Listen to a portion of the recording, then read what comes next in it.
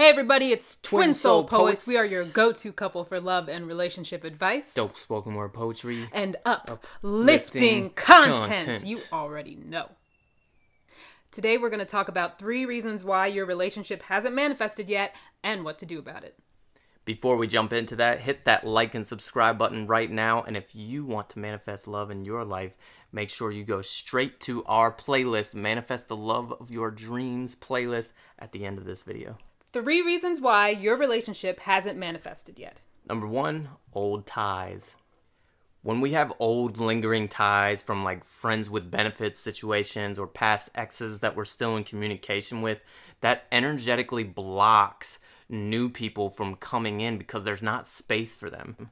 And it makes it difficult to meet somebody new. It really does, because you're spending time and energy with other people and you're not opening that up. And if you do happen to meet someone new, it's not really inviting or appealing to them to be coming in and knowing that there's someone else, or even maybe just intuitively feeling that there's someone else still in the picture. That you're still tied in some way. That they're going to be able to feel your energy is still connected to someone else. Yeah. Whether physically or energetically. Yeah.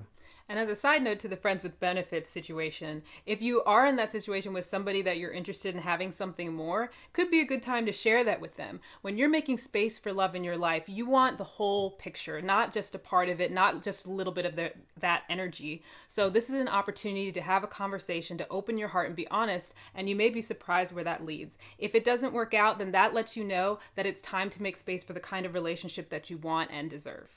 A really powerful and simple way to make space for the love you want that I actually did myself and was very effective is to do a visualization meditation where you see yourself untying the ties between you and another person. There are energetic cords that connect us to everyone that we interact with, and especially so when it's someone we had a close relationship to.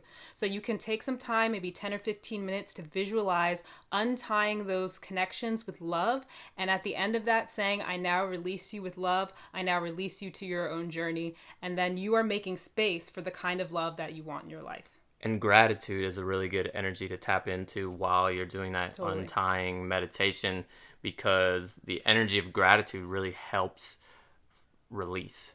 It helps you let go of stuff when you find a way to say thank you to this person for whatever they may have offered while they were in your life. One of our quotes is, one of the best ways to release someone who is no longer serving you is to be grateful for all the ways that they have. Boom, drop that mic. Twin Soul Poet mic drop. The second possible reason is that your vibration is split. Sometimes you might be saying that you want something, but vibrationally you're actually broadcasting something else. For example, you may be saying and affirming that you want to manifest love, but meanwhile, underneath you're feeling anxious because of things that have happened to you in your past. Or you're saying and affirming that you want to manifest love, but there's an underlying fear of commitment that's keeping it from actually coming through. Our vibration is really dictated by our beliefs and what we're focusing on. And that really creates our feeling state, which then creates what we're vibrating. So getting really clear on what are your beliefs around love and what are you focusing on a day-to-day is really going to help you steer yourself in the right direction towards love. So if you're holding on to old beliefs of men are shady, or I can't trust women because they're not loyal, it might be a good time to reevaluate what those beliefs are, and maybe even write out a list of new beliefs that are more in alignment and are going to steer you towards your vision for a relationship. Just practice not engaging with conversations that don't match up with what you're trying to create. Like, it's easy at work to get into gossipy things about, Right. I'm telling you, men ain't shit and blah, blah, blah. And it's like, if that's the conversation, you don't need to jump in and participate in that. Or like watching shows that kind of affirm that culture of problematic relationships. Yeah. Unless you can do so with a lot of detachment and you're purely watching it for entertainment, but you're not watching it going, yeah, see, I know what that's like. Yeah. Be aware of the way that all of these things around you are affecting you vibrationally, because that in turn is going to affect the kinds of relationships that you're attracting and whether you're even attracting them at all. Surround yourself with things throughout your day that uplift and inspire you and put you into that yummy vibration of the love that you want in your life. And it'll be like a magnet for the partner you're looking for.